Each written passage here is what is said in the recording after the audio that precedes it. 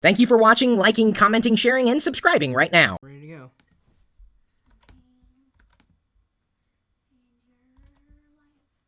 Huzzah! And oh wait, we gotta give it a, I was live now? You pressed on both the starting on the thing? Why? You moved so quickly, I only heard one tap. Boy, oh boy. I tell you, my wife is very quick with the whole tappity tapping there. And who knows what she's going to key in for lower thirds today. Although I gotta tell you, we may have to readjust things because some of the lower thirds you used were like taking up this much space. Like they were more like lower halves. So whatever you used, like the latter part to do it, was good because I was above it, rather than like it right on top of my face. Like I was wearing a digital burqa. I have no idea, honey. I'm not watching the live stream, really. So the hope is that many of you are now past the ad that is played if you were watching live. I'm just guessing, though, that the ad was playing. And I was told that if we have the chance, maybe not do the ad so much. So tell YouTube not to do it as frequently as it does. I don't know. You may be able to control the experience. But we are definitely getting viewers tuning in right now, including V8Boy53 from the UK, the B Davis 2195, Mr. Maruk UK 1, Cute Dookie. The volume's too low. Seems fine to me. Really? Is it that low? Hang on. Let me see. Give me a second. Is that better? Is that better or worse? Better? Worse? In between? Same? I'm definitely seeing volume here. Like, I don't want to go too high, otherwise everyone's tops out. Volume was low. No, leave it. See, this is the problem. I'm asking for what the volume is, and everyone's giving me different responses. People say it's fine.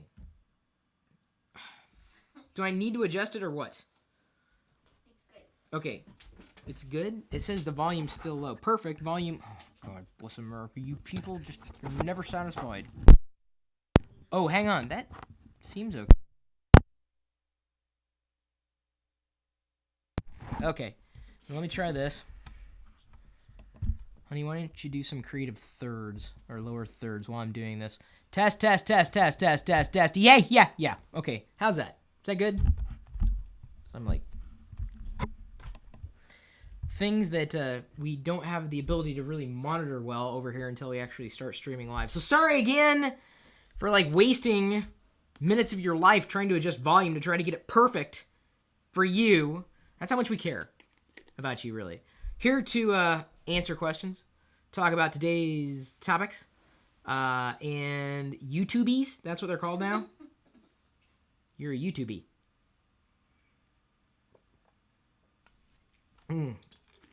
Carbonated yumness. No, it's actually a white bottle filled with green liquid. That's what I drink. I live off of green liquid. Mr. King Naz, hello there on YouTube. Mac App Reviews 101 says volume sounds good. We need an introductory Chris Pirillo banner. No, that's Diana's job. Diana's job is to figure out what to put in the lower thirds during these live broadcasts. Indeed, DFTBA. Diana is back. She's just off screen. Hello, by the way, to Rick Brett as well, and M. Chiung, and the Nitrum 24 iPad, Joe Izzard, C. Condon, Ben Tar, Tech Guru, JR89, Ben Jammin, Tyler Biedka. I'm getting really good at these names and the pronunciation. Adam Trailers there in chat today. Fazal, howdy. Simba. You know Simba? He's a lion kind of guy. I'm not lying. Then there's Cyber Tourniquet, Chris Smith, Carl Newark, who has a guest blog post on LockerGnome.com today. Mohammed's iTips as well. And when he says iTips, he doesn't mean like iTips.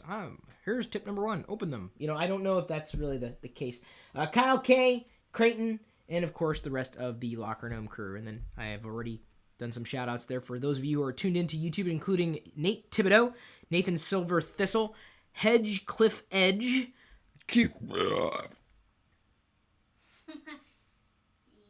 That was not username. How would you type that in? Byoggk. B-Y-O-G-G-G-G-G-G-K.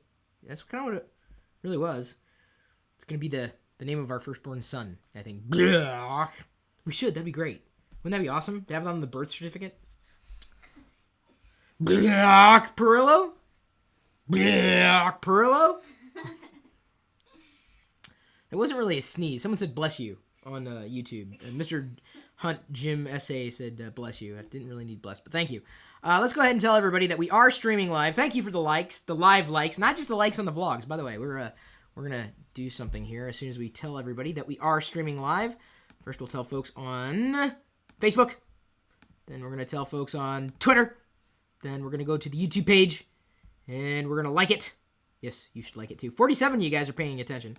And then +1 it on Google and say, what? This. And then you'll see the embed. So one thing I want to show you guys is kind of a thing that I did last night. Vlog.pirillo.com.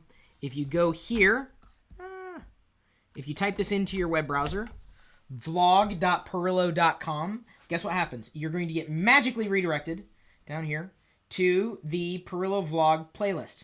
So you get all the vlogs. Should be in order. In fact, I uncovered a vlog prequel that Diana and I did last year. People are happy, I guess, with the vlogs, but some people say, no, you need to do more time. And I'm like, holy cow, I thought, 5 minutes I thought was enough. But some people, no, I want 10. I'm like, I don't know what the right time is. I really don't. But we're very happy that you guys are kind of playing along with us. I got to tell you, the vlog that we uploaded this morning, this is just, it's unheard of. I mean, I never would have believed something like this was possible with the LockerGnome YouTube channel, but you guys, this is the vlog from today. 303 views. Now, granted, it's more than that at this point, but 440 likes. I'm predicting that within a month's time, when we upload a new vlog, we'll have close to 1,000 likes, and you are a part of that, and we're very, very happy to see that you guys are engaging with us in my, I gotta tell you, my Ribzit is doing much better today. I got some good video footage for tomorrow's vlog. They're not Pirilogs anymore. I think it's just going to call Pirillo Vlog, because people know what Pirillo is, and people know what vlog is. Pirillo Vlog. So, you guys, feel free to throw out your questions. If you have any questions for me to answer during the course of this live broadcast, whether it's a half hour long, an hour long, certainly do appreciate the questions that you have so that I can interact with you. Whether you're back here in the Gnomies chat room, whether you're out there on YouTube, or let's see here, what we have on LockerGnome.net. I want to become a geek. That's a question asked about an hour ago by Axie314, or at least that's what I see there. You want to become a geek. So, I don't know if you can become one. I think it's in you.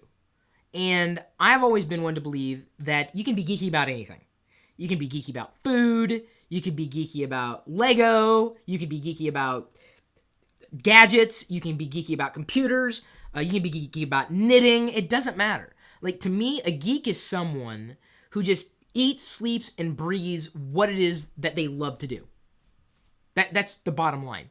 So, yeah, I'm a geek, and I get passionate about the things that I care about most. I don't just care about them, I get passionate about them. Like, I love doing video stuff, I love doing live video, I love talking about technology, I love hanging out with you, I love all these things, and I feel like I'm a geek in that way. And here's the thing, I don't care what other people think. I don't care what other people say.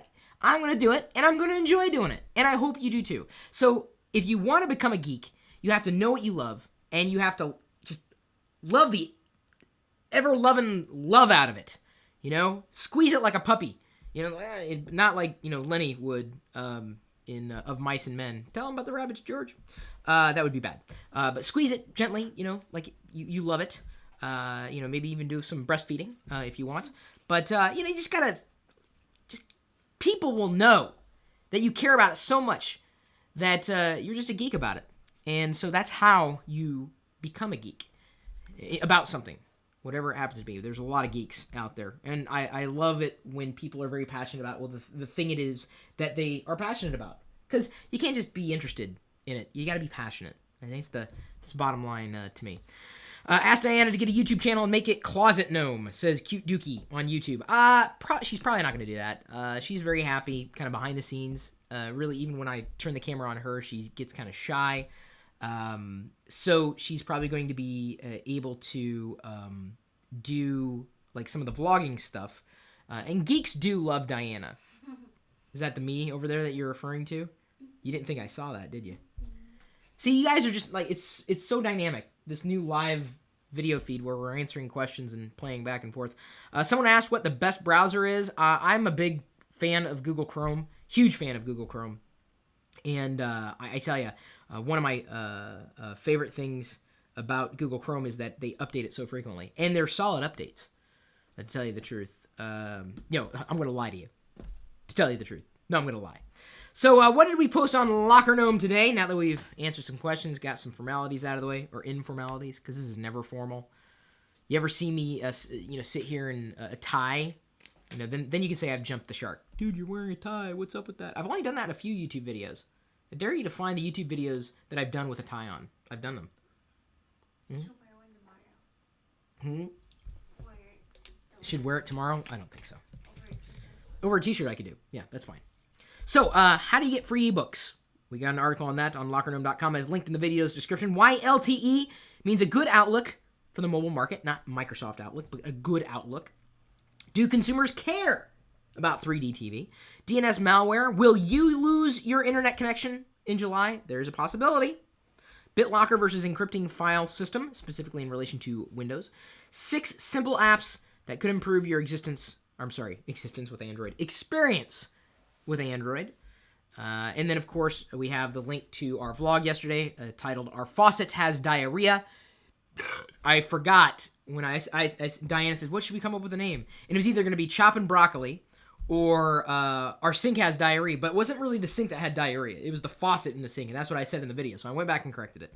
Backlink of the day goes to techyphile.wordpress.com. Thank you for linking back to a LockerGnome.com article. If you want to have us link to you, you've got to link to us. And then let us know that you link to us. Drop me a line, chris@Pirillo.com. With 155 people watching now, 73 likes, I think we're ready to tackle a few more topics. What do you guys think? Many of you guys are asking questions that are good questions there live on YouTube, but I've already answered them in recent days. So I'm not going to answer them again. I don't really want to do the same video every day. It's just not a huge fan of doing that, really. When was the 6-year anniversary? Ben's Tech 11 asks. Today. Today is my 6-year anniversary on YouTube. Yeah. Go ahead. Look at the channel page. A couple of you guys had, after I realized, we were coming upon it and I was editing the channel page, I was like, wow, 6 years. And then Nate Yanni emailed me and said, hey, did you realize that this was your 6-year anniversary? I'm like, yeah, it is. It's 6 years. I mean, it just seems like time went by so fast. So 5,000 or so videos later, 6 years. Thank you for sticking with the LockerGnome channel and sharing the things that we share with you and certainly engaging. So let's talk about some ebooks here. Take a look at the link. Follow along with me if you can on the YouTube page if you see the links for all the LockerGnome articles. If not, pop over to LockerGnome.com. So free ebooks. I got a tip in here for you. If you want to be notified when a new free ebook is published on Amazon, go over to If This Then That, which is ifttt.com. And there's a recipe that you can subscribe to that will email you when Amazon puts a new ebook up there for free. Fiction, nonfiction, it's a complete mix. They've had some interesting cooking ebooks lately, like cupcake decorating and vegan foods and stuff like that. So you never really know what you're going to get, but they're free. Scribd, or Scribed, I'm not exactly sure how to say that, is another resource we list off on the blog post. SCRIBD. Ebook, standing for Online Book Offline. And it's a way for you to self-publish your own books or pick up self-published books. There's also NTS Library, Project Gutenberg, a classic. Now, if you wanted to create or search for ebooks more easily, you may look at Calibre. It's an open source tool. It's been around for a while, cross-platform. Not the most beautiful thing in the world, but check it out. Calibre, Calibre. And you can download it, and with it, you can basically convert ebooks back and forth. You can also manage your library. It kind of is like an iTunes for ebooks. And again, open source, cross-platform. Daily Lit, another resource for all those of you who want free ebooks. And then, of all things, free-ebooks.net. Do you guys read ebooks? Do you guys even collect? I have a few ebooks. Where's my... Let's see if I've got it listed here. You know what my favorite ebook is right now? Gotta tell you. Hang on, let me load up iBooks. I get them on Amazon all the time, but I don't know if I've got my Amazon account connected to my iPhone. I don't really read the Kindle that often, but I use the Kindle account frequently enough. So I got a lot of free ones, including The Devil's Dictionary by Ambrose Bierce. If you're looking for something to get on an open library, Gutenberg, check out The Devil's Dictionary. It's fun. This is an old bit of text. So let me just read. Back. That part of your friend which is your privilege to contemplate in your adversary. Adversary. Adversity. I can't even say it after I look at it. Basically, back is the thing you stab of a friend. It's funny. It's a funny definition. Bait. A preparation that renders the hook more palatable. The best kind is beauty. Baptism, a sacred rite of such efficacy that he who finds himself in heaven without having undergone it will be unhappy forever. It is performed with water in 2 ways, by immersion or plunging. Barometer, an ingenious instrument which indicates what kind of weather we are having. Let's see here. A few things. See if I can find another funny one. Beauty, the power by which a woman charms a lover and terrifies a husband. See, it's funny. The Devil's Dictionary, classic bit of text. A little free ebook tip for everybody. You'll love it. Simple, casual reading, and that's kind of the reader I am. I'm very casual as a reader, like picking up, putting down, mispronouncing words. That's really what I do. Thank you to Matt Ryan for posting that on LockerGnome.com. Any other questions come in from YouTube, folks? Do we have anything? Anything? Nothing? Nothing that's come in on YouTube. You're watching the YouTube comments live? Okay, if you see anything that sounds interesting, feel free to, ask it on behalf of someone so we can make, it's part of, the live show, making it dynamic. Oh, thank you, Rick Brett, for that amazing addition there. Bane. Oh, sci-fi. Very nice. Project Gutenberg should be available on iTunes, and there's actually an app that makes it easier for downloading Project Gutenberg files. See if we've got any other questions on LockerGnome.net before moving along. Nothing really. Did get a question. Looks like help choosing a camcorder for a music video. Asked yesterday by Marcus. And we already have, quite a few decent responses. You could go with a DSLR or digital SLR camera. But I'm of the mindset that you could use any camera. It's not necessarily about the lens quality, it's about the storytelling and putting the video together. So you could use your phone, even if it's a crappy phone, and shoot a video. And if it's compelling, if the angles, the shots, the audio, everything that's come together, if it works, why do you need an expensive camera? If you suck as a director, as a photographer, start with a budget.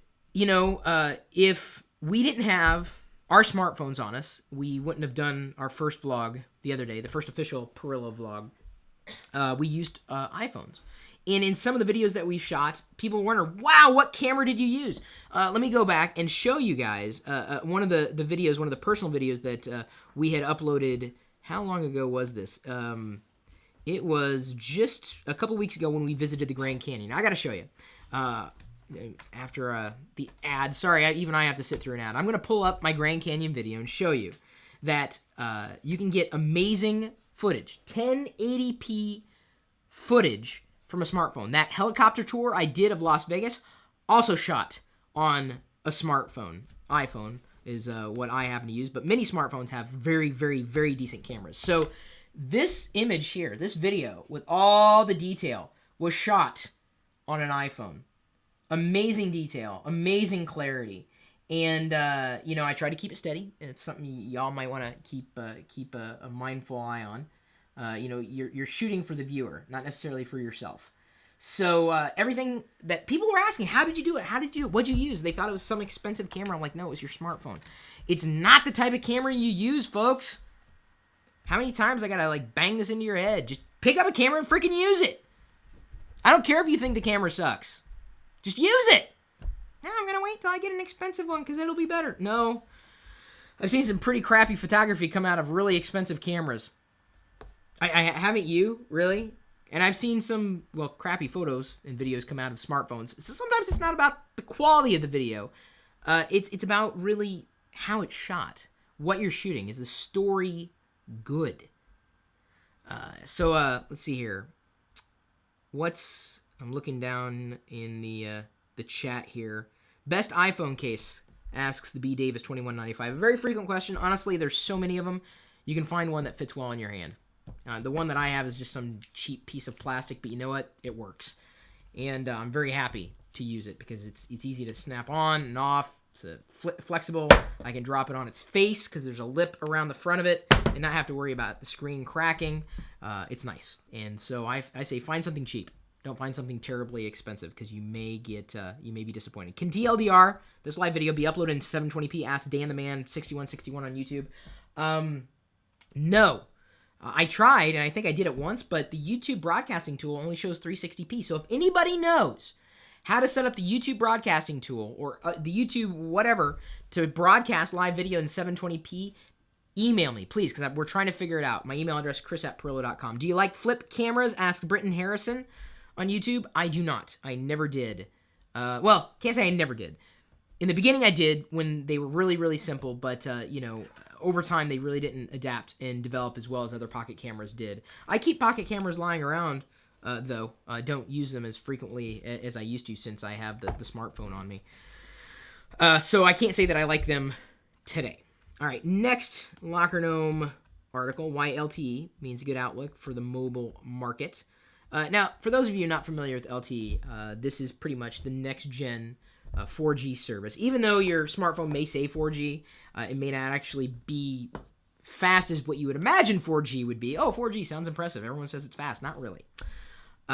So 4G is something that you would want over 3G, but LTE is something that should work pretty much better than both, or at least what has been marketed largely as 4G. So if someone says, oh, it's a 4G phone, ask them, is that an LTE network, short for long-term evolution, if nobody knew? Now, I do not have an LTE phone. Would like one. I have an iPad that's capable of connecting to, well, at least one network or another. So basically, in terms of this being good for the mobile market, you're going to be able to do more, faster, on the go. And we had the question yesterday asked on LockerGnome.net, why should you get a smartphone plan if you already have unlimited data, as in by way of Wi-Fi? The biggest reason why is because it's going to be able to gain you faster access to the internet. The good thing is you can go faster on the go. The bad thing is you could probably burn through your data if you don't have unlimited data, or unlimited data, as some people say, oh, it's unlimited. No, it's not. There may be a bait and switch there going on if you haven't checked the terms of service with your service provider. You could burn through your data quicker because it's faster, but then you could do more, so you'd be less frustrated. And there are times where I've been frustrated with an internet connection, wishing it could be faster. I don't think anybody's ever complained that their internet connection was too fast. So Eddie had posted this article really talking about the transition that the wireless industry is making, and it's going to make non-LTE phones within the next year look like dial-up modems in comparison to broadband connections. So as Eddie says, what that means for Verizon, the big dog in the U.S. mobile market, it's beginning to transition from the GSM set of standards. Sprint's also doing that, and with any luck, they'll eventually ditch CDMA altogether when it's time to roll out true 4G. True 4G, not just fake 4G, so that it was no longer to be a marketing term. So back to some of the questions that are coming in on the YouTube comment thread, and I don't know if any Gnomies have asked any questions either or wanted to say something, because this is great. This is the support that I get back here with the topic at hand is awesome. I love having chat integrated because you get them on a topic and then they go. So it's kind of like short attention span, guys. Keep up. My internet connection's way too fast. Stuff just goes by before I even have a chance to read it. Gives me a headache. What? Kinawarit? He says his internet connection's too fast. Is there such a thing? Is it too fast of an internet connection? Are you typing funny lower thirds? No. You're not. Are you slacking today? You are? You're slacking today? Hey, Chris, do you use Hootsuite? Asks Gasper Dude. Yes, I do. I use Hootsuite. go.tagjag.com/Hootsuite. It's an easy way to manage social media connections, and we were so lucky to be able to have access to early Google Plus integration. So we basically can update our Facebook, Twitter, Google Plus, and also I think LinkedIn as well. A variety of networks that I connected. Actually, I don't know if we're updating my LinkedIn page with regularity.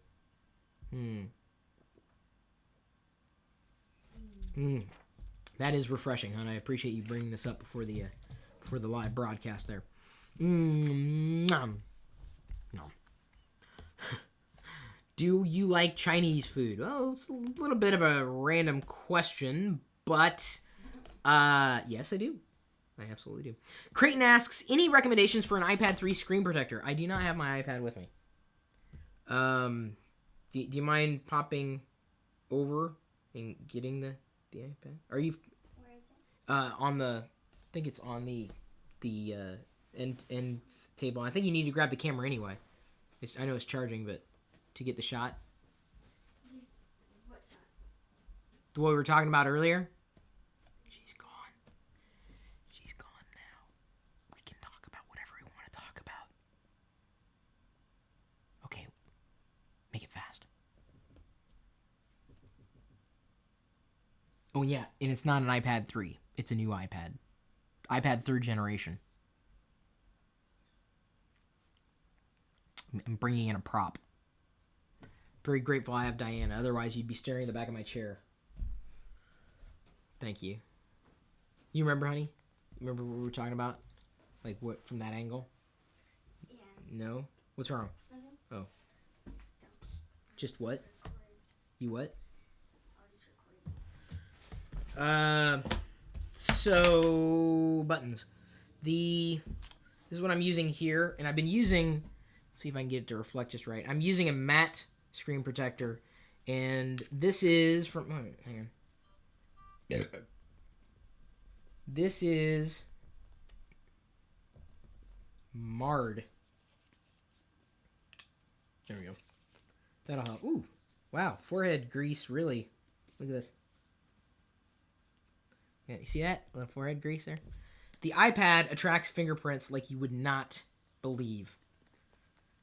But I'm using an SGP, or Steinheil, screen protector. And the reason why I'm using it is because they really make it such that applying the screen protector is easy.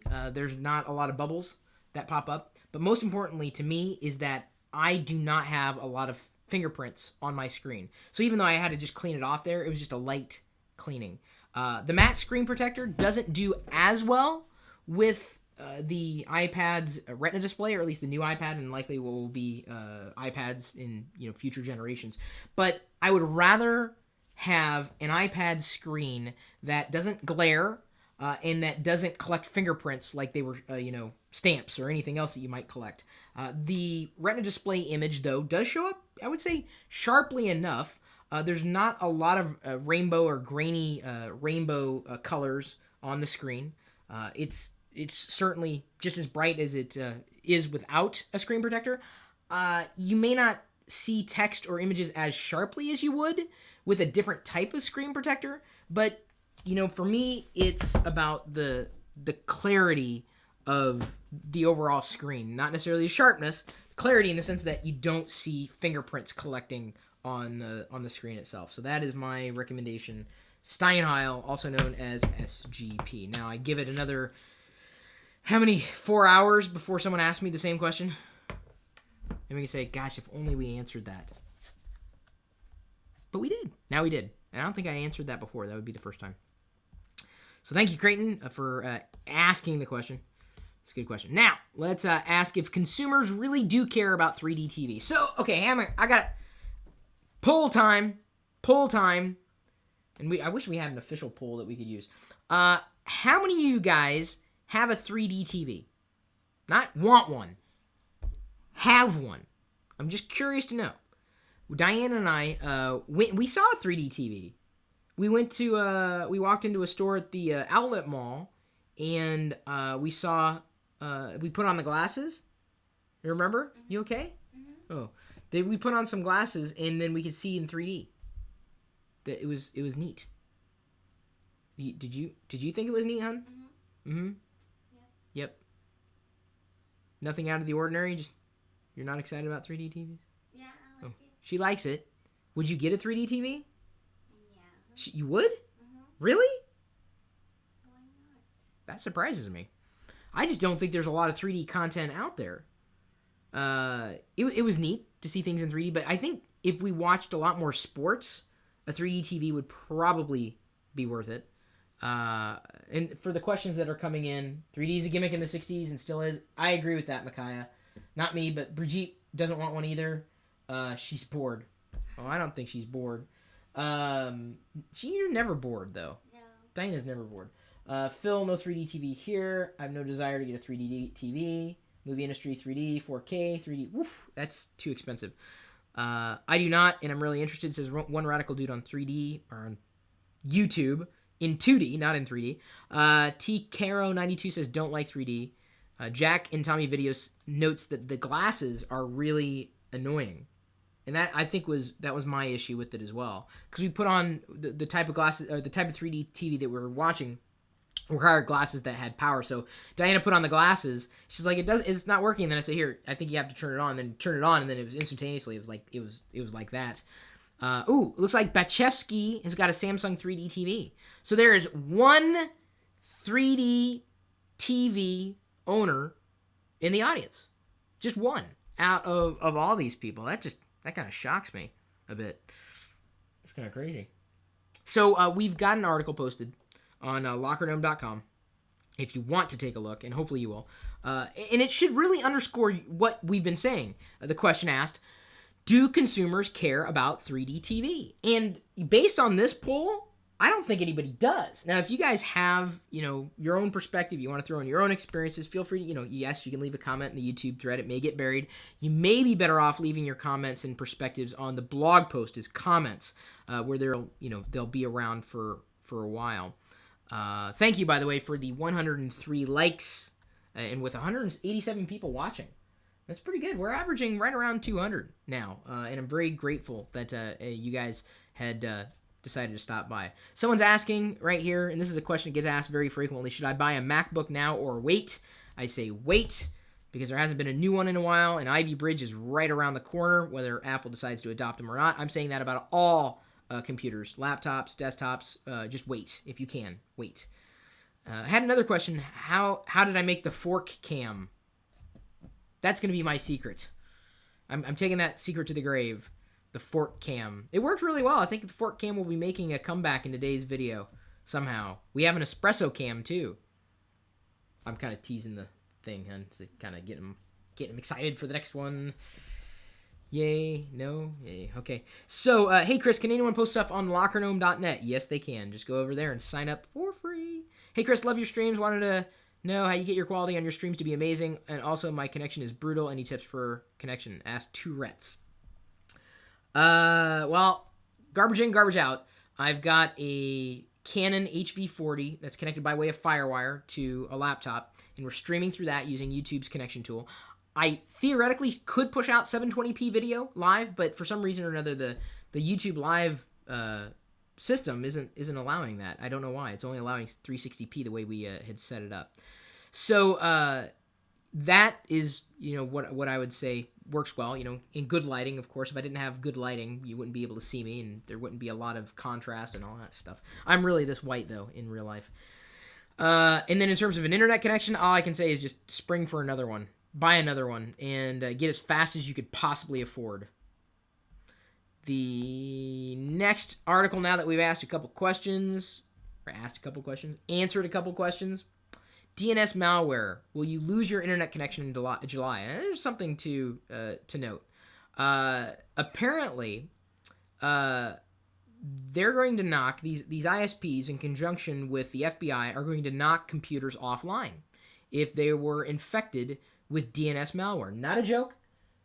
take a look at the article. We kind of summarized exactly what's going on. Last November, a group of hackers known as Rove Digital were arrested by an assortment of law enforcement agencies from around the world. This just wasn't domestic. And basically, it was discovered that internet users who had responded to an online advertising scam were getting their computers infected with malware, etc. So this compromise basically laid forth the following. They were able to successfully compromise Windows by exploiting known vulnerabilities. They succeeded in installing the software on the compromised systems. Then they managed to turn off the computer's antivirus programs so that they couldn't be scanned or deleted at any point. And then once in control, the software would change the way the system handled web addresses. So you would go to, say, paypal.com, but if your system was infected, you may type in paypal.com and it may look like paypal.com, but it was actually something else. It was DNS poisoning. So they made their money basically by redirecting to different parts of the internet, or including advertisements that were placed on the rogue websites. So in order to stop this, they're effectively going to knock off about possibly even 500,000 or more people off the internet if they're infected with this and they have not cleaned their system. So, there are ways that you could make sure you're not infected, including going to the DCWG, or the DNS Changer Working Group website. That's at dcwg.com. You can run a simple test on your computer. Let me just show you that. I'm going to go over there and show you this. How do I protect myself? Click here to check if you're infected. And you click the button, and it looks something like this. So no software is downloaded. No changes are performed on your computer. No scanning. Yay, yay, yay. There we go. And then you get the idea of how to go about changing what you would need to be done after you check the tool, or check with the tool, to see if your computer is infected. The link, of course, is in the video's description. Take a look. And even if you think you're clean, give yourself a scan. It's important. And then pass the link along to other people to make sure that they're clean, so that come July, if they get kicked offline, they're like, oh, why did they get kicked offline? It's because you didn't tell them they had a dirty computer. It wasn't clean. And I would say that helping other people who may not be aware this is a problem is probably the biggest thing you could do at this point, beyond just scanning for yourself, because there are a lot of people who are going to get kicked offline and probably have no idea they were even infected. Because I can't imagine a geek being infected by this and not know that they were infected. It's usually just the people who are unaware of what goes on when they click links. Honey, what happened to the lower thirds? I don't know what to say. Oh, are you having lower third fright, like stage fright? It was funny.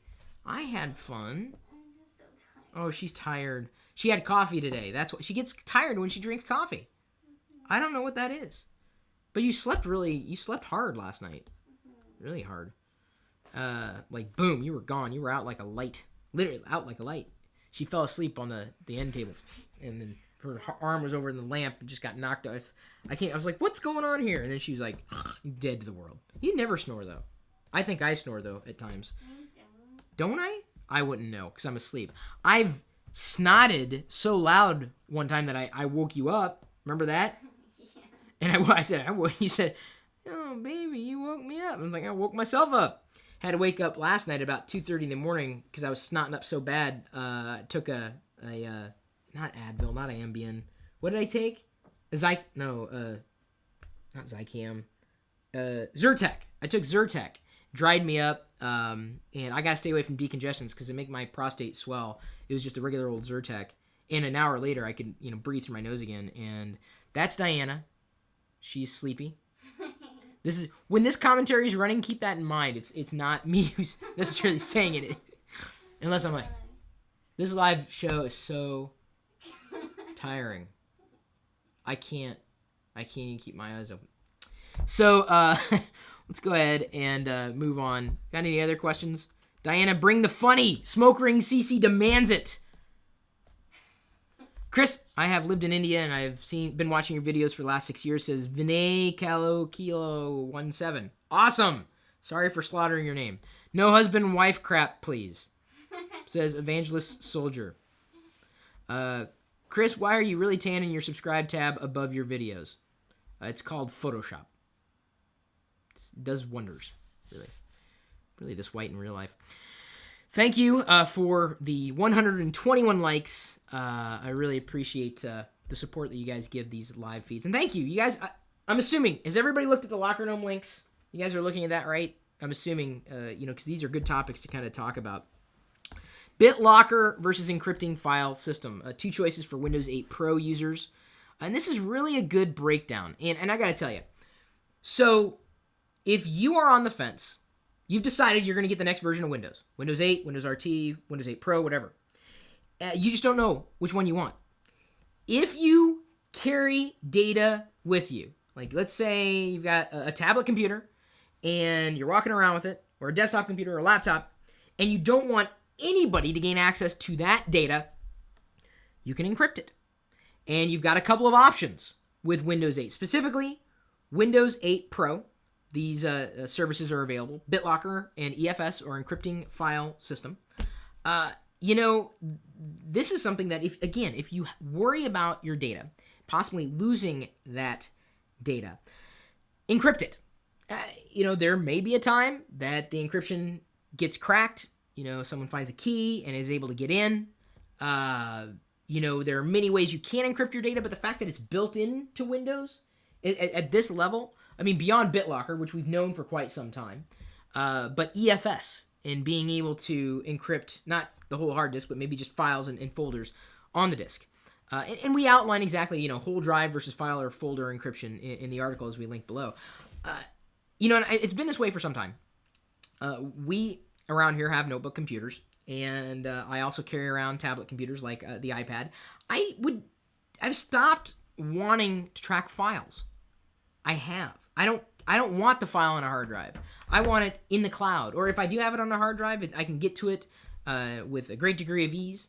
I try to back up online to keep things remote so that I can get to them, and I don't worry about losing. Like an iPad, yes, it could be expensive. I don't worry about losing a laptop. Yes, it could be expensive, but I don't keep data on systems that I carry around. To me, that's like a good form of security. Just don't keep the data on those systems.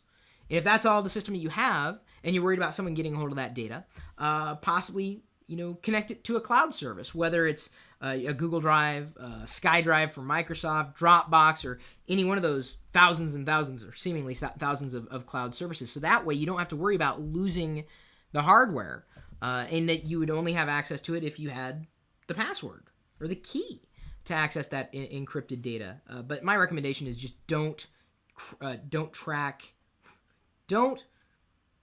keep data on systems that you carry around with you, or keep as little amount of data as humanly possible. Why did Inbalance by Design? She said that is really cute. Was she talking about my iPad or another lower third? Are you getting punch drunk now? She's like, wee. She's just like, you never really know what you're going to get. Roll the dice. Any other questions here? I'm scrolling for questions. No other questions on. Let me check LockerGnome.net. Trying to intersperse questions with article discovery. Let's see if there's any news, so to speak. There's always news, really, but I don't know if there's really anything interesting that kind of caught my attention. I know a lot of people are giving attention to Apple Worldwide Developers Conference. It's going to kick off in June 11th. They sold out in like 2 hours at $1,600 a ticket. We'll likely hear more about Mountain Lion more than anything. Maybe even the next iPhone. We may hear a bit about that, but it's probably going to be all about Mountain Lion, the next iteration of OS X, which should be cool and fun. There is a new Kickstarter project that's aiming to turn the iPad into more of a MacBook Air with like a clamp-on keyboard, for those of you still looking for an iPad keyboard. Google, by the way, they're seeking co-pilots for their self-driving car. I got to show you this. This is an article posted on the Ars Technica website, one of my favorite websites. If you're looking for good content, Ars Technica, one of the top. Windows 8 on the desktop, an awkward hybrid. Look at that graphic. They've sewn together the classic start menu with the new Metro interface, and that's apropos. Their review in 5 pages was pretty much the same review I've given Windows 8. And they're not really telling me anything new. They shouldn't be telling you anything new if you watch our videos on a regular basis. Windows 8 does have a chance to succeed, but it's trying to be too many things to too many people. And that's its biggest shortfall, and will be its biggest shortfall, unless they make some pretty dramatic changes, and I doubt they're going to do that this late in the game. So just keep that in mind. I'm not the only one saying these things about Windows 8 when it ships, just like I wasn't the only one to talk about Windows Vista before it shipped. I told Microsoft what to do. They just didn't listen. Did you know that AOL still has dial-up, says Nathan Silverthistle. I did not. That's a little weird. VH9 Network asks, Chris, what is the name of that wine you are always drinking? We drink a variety of wine, don't we? It's never just one wine. We need to find an unboxing sponsor for our vlogs. If we found a wine sponsor for our vlogs, would that not be awesome? Yeah. That'd be cool. AMD slashes price of 8-core FX 8150 CPUs in response to Ivy Bridge. There you go, for all you AMD hardcore fans. What's the best Windows video editor, asks UP Captain 8321. I would like to ask Matt Ryan if he's still listening. He's helping Chris kind of make some transitions. Not me, Chris, the other Chris. For Windows video editing, I was always a fan of Microsoft's Windows Movie Maker. Or now it's called like Live Movie Maker, whatever they're calling it in the Live Suite these days. Because it was easy. It was so simple. You just drag, drop, drag, drop, drag, drop, drag, drop. And that was it. And it took care of the rest for you. I'm not into, complex software, really, when it comes to anything at all. I'm not a fan of and honey, are you a fan of complex? No, she is not. Easy, easy, easy. Or as I will often say, easy peasy. Lemon squeezy. That's right. What? Do you want to sleep, baby? I can do the rest if you want me to finish it. Are you sure? You gotta take care of your wife, guys. It's like prime, right? You have to. Otherwise, you're not gonna be able to sleep. It's how they work it, these people. They make sure. What do you mean? Like, you'll be awake, and then I'll be like, I can't sleep because you can't sleep. Because I empathize for you. Because I can't sleep, that kind of thing. You got your dicks today, though. Needed our dicks. Stay tuned for the vlog tomorrow. You'll understand. I hope. No. Let's see here. We've got one other article to mention.